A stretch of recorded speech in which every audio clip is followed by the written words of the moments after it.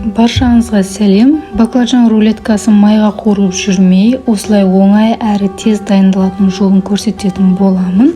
Ең алдымен подписация батырмасын басып, каналыма тіркеліп алыңыз.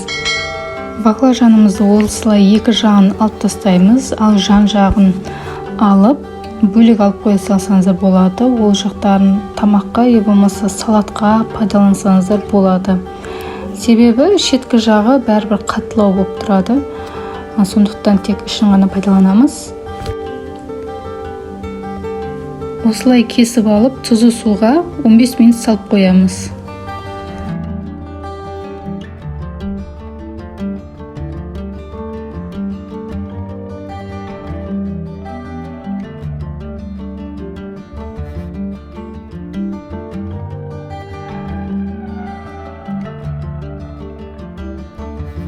Осы аралықта баклажанды аунатып алатын заттарымызды дайындап аламыз. Бізге керек болады ұн, панировочный сухарий, яғни үгітілген сухарий. Ол кез келген магазинде сатылуы керек. 800 граммы 300 теңгеден алдым. Одан кейін жұмыртқаға тұз қосып, оның іртігін кетіріп араластырып аламыз.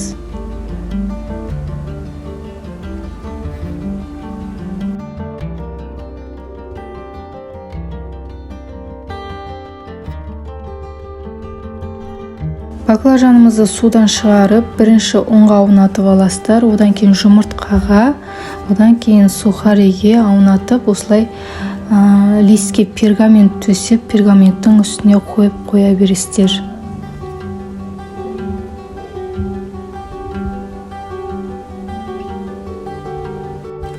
Одан кейін қызып тұрған пеште 220 градуста беті қызарып бастағанша пісіріп аласыздар.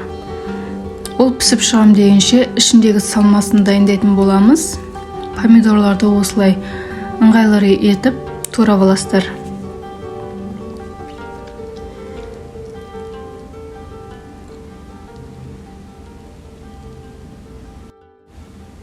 Майонезге чеснок, тұз қосып араластырып аламыз.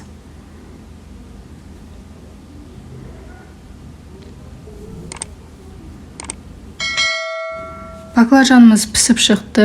Енді баклажанымызға дайындаған майонезімізді жағып, кез келген аскөкті салып орасаңыздар болады. Әсемдігі үшін ғой.